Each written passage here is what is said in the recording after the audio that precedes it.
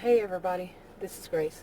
In this video I'm going to talk about something that just happened yesterday or day before, sometime recently, with the way that things are these days, the pandemic and all. It's like Groundhog Day every day, and for a lot of people I know. And this one is something, it's like an old wound, a very old wound for me. And I was trying to find the right expression. I like using expressions these days. I'm maybe in a phase or something of it. But like rubbing your nose in it or rubbing your face in it. Something along that line that would fit this. And I couldn't find the right one. But basically, it was something that started happening probably, I'd say, about, I don't know, maybe 40 years ago, close to that. And it was something that happened, but it started then, and it went on for many, many years. And just recently something happened, and I thought, okay, I should not make myself a center of what this is that's going on. It's way removed from it. And nobody's trying to, whatever this thing would be, rub my face in it or whatever. So I just should leave it alone. And I did leave it alone. But something was nagging at me. You know how that happens? And you don't want to be paranoid. You don't want to put yourself in the center of the attention of something that was meant for somebody else or whatever. But something nags at you. That, okay, you're just kind of, you're not wanting to see it. Maybe it's true, even so, that it is, okay? And just because you don't want to see it, and that's another problem. But if you do see yourself mixed in everything, then that's a problem. See, I made a lot of videos about narcissistic abuse, behaviors and such, and histrionic too. I see a blend all the time. So, yeah. So I'm going to tell this story on this one. Okay, pardon the way I'm doing my videos with the pandemic. It's noisy inside, and outside I'm not really going much anywhere. I used to do them when I was driving around. I'm really good at doing that. I've been doing it for years, so it's not an issue. Anyway, I'm going to tell the story. Okay, back when I was a child, I had a friend. We met when I was 10 years old. Okay, I just recently turned 57. So I had this best friend. And also, over the years, we were friends. But when I was 18, we were really close friends. And we had other friends in our group, okay? And there were 3 of us who were really the closest. But we had other friends, too. And then they would have friends, and I would have other people, friends like that. Okay, I came out here, and allergies kicked in. Oh, my goodness, we're having what is that? Some kind of dust come from Africa. I'm in Texas, north of Dallas. But anyway, so I had this. We were really close. I mean, seriously, as friends. And then when I was 18, I got married, and I moved away. I'd already moved away. Then I got married, and I moved around a lot and everything. And I've mentioned some of this in a video recently. And back then. We didn't have, and it wasn't anything like today. If you called somebody, it was long distance, even within the United States, even in the same state, it was long distance. You had those fees, and, when you're young, we were, me and my friends and all that, we were, money was tight. We didn't want to spend all that money on phone bill. Okay, it was nothing like it is today. We didn't have text, we didn't have emails, we had to write actual snail mail letters, through the postal mail, and all that. Well, I moved around a lot, from state to state, and all that. Got married when I was 18, and how you say people drift apart and all that. Your friends and everything. Well, I recently, now that I know more about narcissistic, histrionic, cluster B behaviors. And have for years, but back then there wasn't that much information out there about it and all that, like there is today. Back then we had words and terms for it, fair weather friends and all this kind of thing, and for what happened. But really, basically, I was kind of like a bit abandoned by my friends. And as I got older, I started to realize why. It's like if you're not there and they can't use you. And they were bad, well, as it turned out, they were this type. They needed you to be able to use you somehow. They needed you right there. Or, there was no relationship anymore. I would call them, they wouldn't call me. I would write them letters. I'd get a card every once in a while. So, when you're young and you're moving around and you're all alone and, it's important to have your friends, but they're not there. They're not there for you. They don't call, they don't write, whatever. So, I moved around a lot. And it just worsened as time went by. I would meet new people wherever I lived, but last, I'd say, 20 years, it's been more difficult to meet people as you get older, for friendship. Really tough.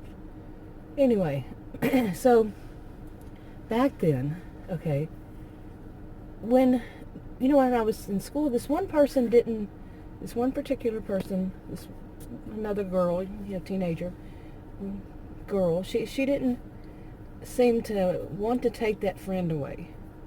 And that friend, I'll call her Mary. That's not her real name, but I'll call her Mary. And, the friend. But this other woman, as we became adults, I could see it. She was trying to take my friendship with Mary and make it her own. Okay? And we were all, about the same age, in the same age group. And, I was married. They were single. They would spend more time together. They had more reason. They became roommates in a house and on and on. They had a lot of things that they did together, and they were both there in the same area. And they developed that friendship. But there was something more sinister to it. Like me moving on, when I would go back home, it was like that one other person. I need to give the other person another name. So I have to think about it. But yeah, she ensured, you could say, that when I was there was no way I was going to take Mary from her. You see what I'm saying? Like, well, that's not exactly how it went, how it is. People have friendships, they can have more than one. But it was more, really, as time grew, went by, it was more that she wanted everything that I had. Okay, and wanted to ensure that I wasn't going to be able to belong back there anymore in that town, in that area. I just wasn't going to belong. You see? Okay, so I'll give her the nickname of Annie. Okay, Annie. So, the bad one. Now Annie really, as time went by, I still had connections there for many years. I don't really, except Mary's still there and other people are still there, but I just don't have that great of connection. And the last time I had considered going there, it's about a 7 to, it can be more or less, hour drive. No airplanes going there, but, it's just a drive. And the last time I had considered it, Mary had basically said that she doesn't hang out anymore with people.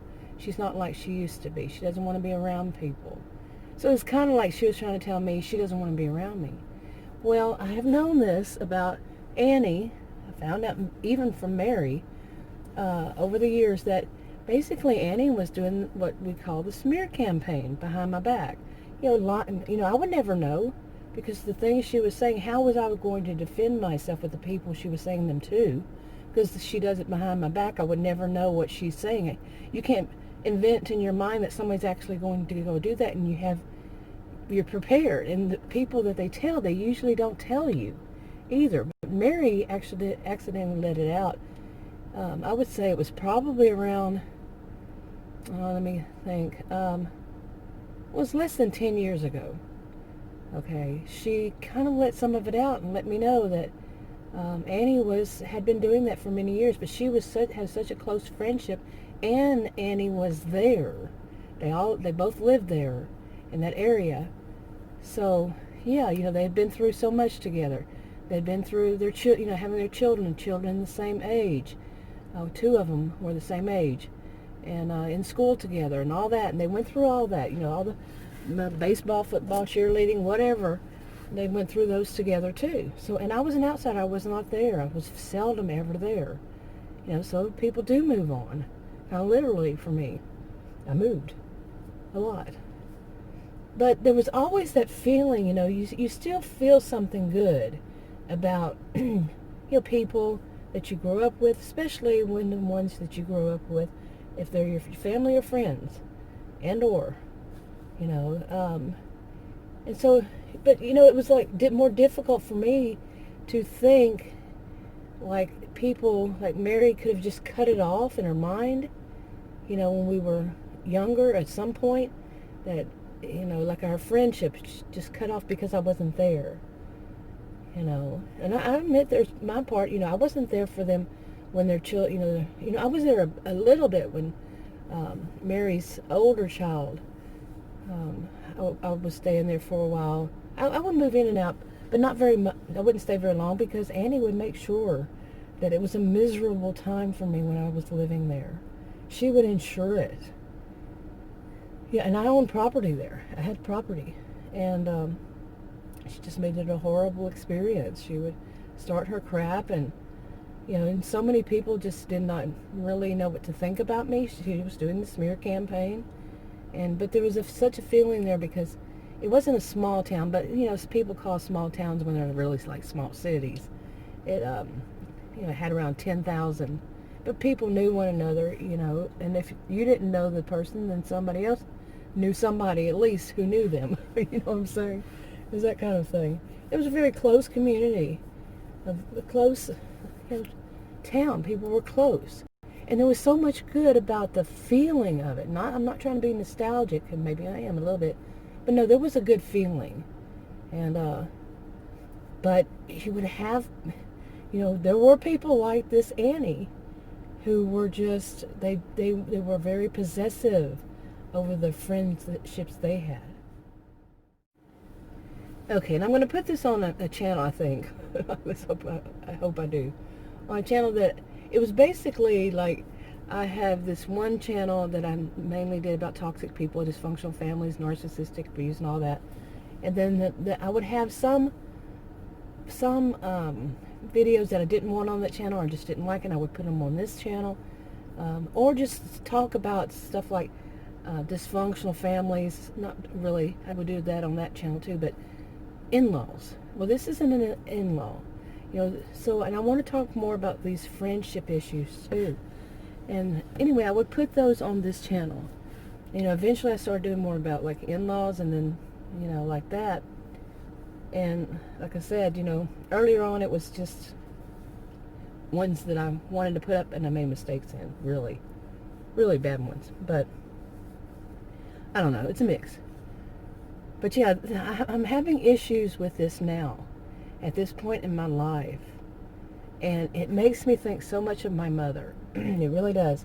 My mother was basically a shut-in. She had postpartum depression after me. I was the fourth out of the 5 children. And she never got over it. She never tried to bond with me at all. And, well, she was basically like a shut-in, like I said, because she suffered from, I think, agoraphobia. But she was diagnosed, as far as I know. And we weren't told much, with anxiety.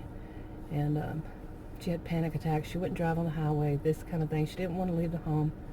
And I experienced agoraphobia twice in my life. Once when I was 28 and another time when I was 33.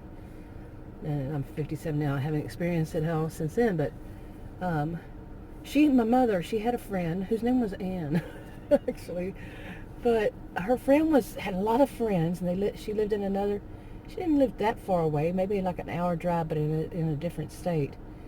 And it wasn't an equal relationship. These allergies, oh my goodness. Anyway, I keep having to click it off. But my mother's relationship, her friendship with this woman, they were good friends from their youth, like me and Mary. And but everybody, people move on, and my mother married and had kids and a friend, but they weren't living close enough to one another to really, back then especially, to keep it that well in touch. that much in touch. So, and my mother's friend Anne, she had a lot of friends and church people and stuff like that. And my mom didn't. My mom, like I said, was a shut-in. Well, when my mom got a computer and she found out her friend Ann did, they had started already writing letters real often. And when Mom got a computer, and like I said, they would talk to one another online. But my mother would get so angry when, so upset when her friend Ann hadn't written a letter or hadn't contacted her in email whenever that started becoming a thing. Well, my mom also had dementia. She had it for years. And she passed away about 7 years ago or so. 8 years. Anyway, I don't know how long it's been. 7, maybe. But, so my mom was, that was all that she had. That was the only friend she had, left. And so that was her all. That was her friend. Now, she wasn't possessive of her friend, but she needed the friend more than the friend needed her. And the friend, Anne, had more friends, more people. And I'm afraid I have become a bit like that because I don't have any friends up here where I live. Where I live, it's north of Dallas. It's a very big suburb of Dallas. And, people just don't get that close. Even your neighbors. I couldn't really call any of my neighbors friends, but I had a situation last year when I was in need, and they were there, these particular ones. Like we've had dogs, and one of our dogs had died and was dying in their yard. They ran away to die, ran away to find a place to die, and they do that sometimes. And it stopped in their yard, and it was sad. But anyway, some of these people, they're there when you need them. But it's not like that friendship. And I have been questioning. I've tried all kinds of ways. I went to churches. I went to, it's not a good reason to go to churches to find a friend. None of that. My mom was trying to tell me when I was younger to go to church to find a man after I divorced. So, Mom, that's not a good reason to go to church. You go to church because you want to go to church. There's a reason. You know what I'm talking about. But I tried groups for women, and they were so snobby here at that church that I went to. Had a group for women. I was wanting to go back to church anyway. And it was the church that my grandfather, my mother's father, went to. Oh, the type. Anyway, they were just. It was like, if you don't live here, we don't want you in the church kind of attitude. And just the way they asked me was so snobby, and. Anyway, it's like, I've heard this, it's not just me that says this, that people who I've run across like neighbors, you just don't make close friendships around here, and that's not just us, of course, you can read like Durkheim and so on about living in a big city and stuff, how it is with friends. And so I really don't know anybody up here. Seriously, I have a friend who lives in another suburb of Dallas, or had a friend, but she was weird. That's a story for another video. She became a stalker, and that was many, many years ago that I got her to stop doing that. Her husband had left her with their 2 kids, and that's another story. But really, don't have that close friendship here, and it makes, a female friendship. But, and it makes me want to talk more about that. And I had originally did a video about people trying to make friends these days. So I'm going to focus on that and the in-laws and that kind of thing. So, but I'm going to wrap this one up because I have made videos today, and it's like I don't have that many minutes left on my cell phone to make them. So I'm going to wrap this up, and I'll talk about it because there is that situation that I'll talk about. It's more deeper in that video. So the next video that I make on this subject, hopefully.